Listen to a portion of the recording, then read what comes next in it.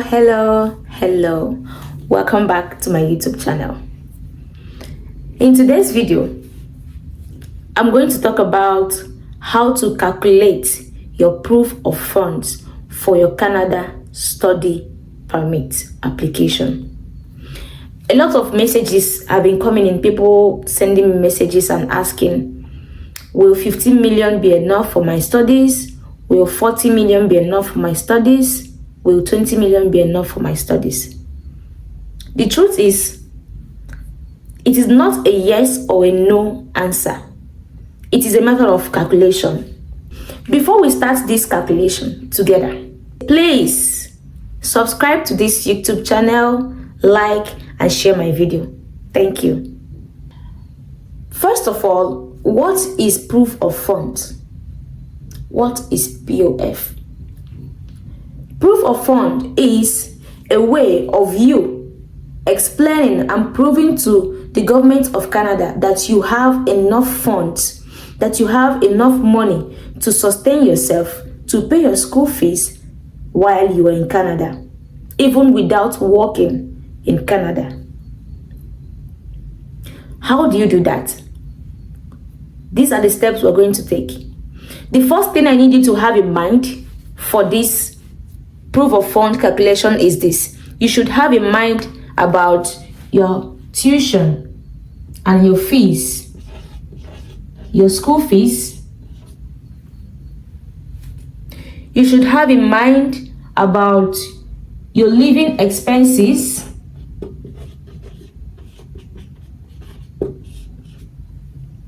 and then you should also have in mind that you need some more money for your flight tickets. Remember, your living expenses is for inside Canada expenses, okay? It is not meant for you to book your flight. It is meant for you to use it when you are inside Canada. So you can't make use of this before you move into Canada. It should be in your account. Now, we've talked about your tuition and fees. We've talked about your living expenses. The next thing is miscellaneous, okay?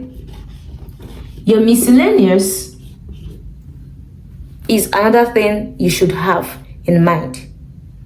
Now, let's start calculating what I need. Now, I am making myself the student and I'm calculating my proof of fund. This is exactly what you should do, okay? Using myself as an example now. Let's say I am trying to study at Nova Scotia Community College. And then the program I'm looking at is social service. Okay?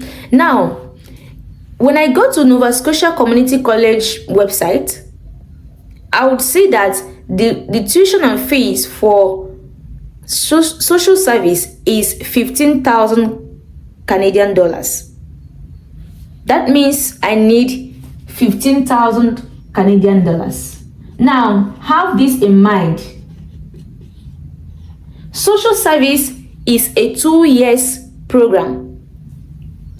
Social service is a 2 years program, okay? And 15,000 Canadian dollars is just for 1 year.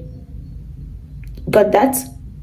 15,000 is for my 1 year, that is the first year school fees.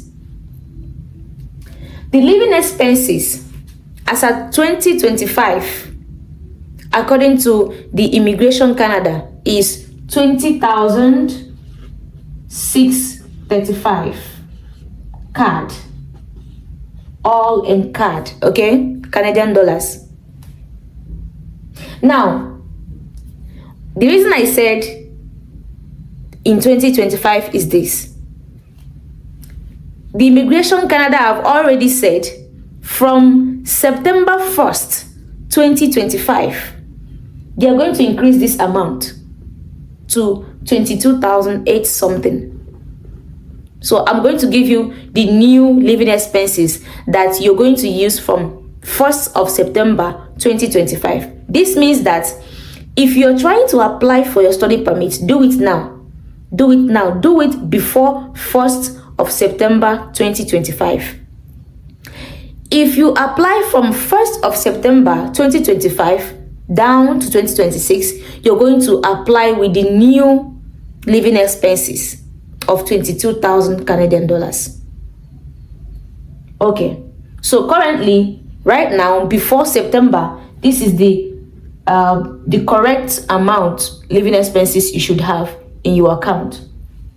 For miscellaneous, which consists of your flights, tickets, and every other thing, your shopping. I know some of us would like to do some shopping, get some new clothes before we travel. This is the amount you should have. You should have about 5,000 Canadian dollars. Okay, so the tuition is 15,000 for 1 year. Living expenses 20,635 for 1 year. And then your miscellaneous 5,000. The total of this should be 40,635 card. 40,635 is all the money I need for my 1 year study. We're calculating only the 1 year study, okay? Your first year. Now, remember I told you in the first video about moving to Canada with your WAEC? I told you that there is something called deposit fee, which is what we call in Africa, we call it acceptance fee, right? Now, in Nova Scotia Community College, we're using Nova Scotia Community College as an example here. In IRCC, your deposit for that admission is 5,000 CAD. That means if we pay deposit of 5,000 CAD, we're going to remove 5,000 CAD from here. If we remove 5,000 CAD that we have already paid from this calculation, now we're going to have 35,635 CAD. What it means is that when you start writing your application to the immigration for your visa, this is the amount you should have in your bank account. You must show this amount in your account, cash. It is not going to be in landed properties, it's not going to be in your assets, it is going to be cash in your account. So when you print your bank statements, this is what it will be showing. Remember, this is an example. So what it means is, if your school fees is 10,000, you put 10,000 here.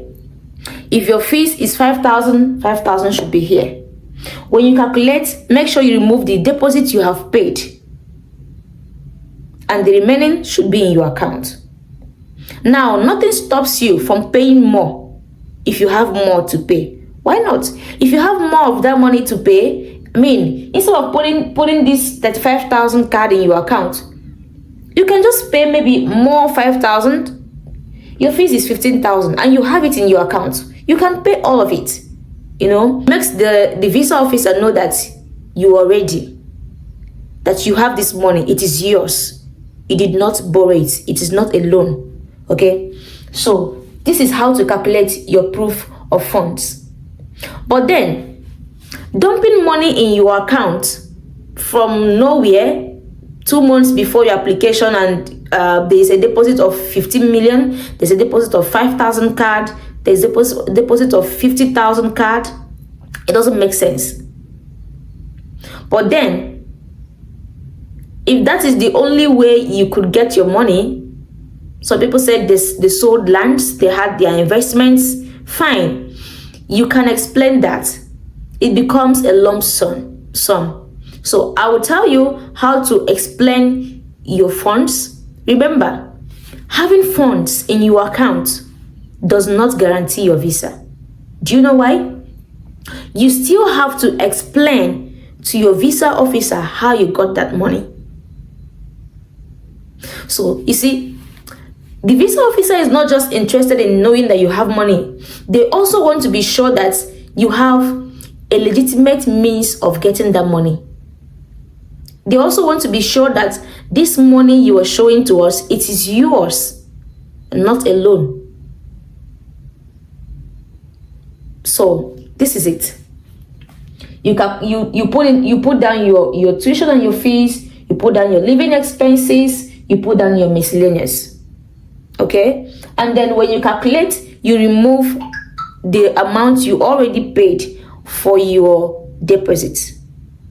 You can pay more fees. Okay? This is how to calculate your proof of funds. Please, if you have more questions, put it in the comment section. Okay? I know proof of funds calculation is usually tough for some people. Don't worry, I can help you calculate your funds. Just let me know in the comment section. In the next video, I'm going to explain how you can explain your funds, your source of funds, source of your funds. I'm going to show you how you can explain that.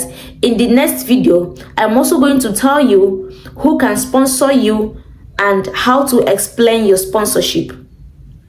I'm sure you're wondering the documents you need to show for your proof of funds. I'll tell you the documents you need and the length of the statement of account you need to submit. Thank you for watching this video.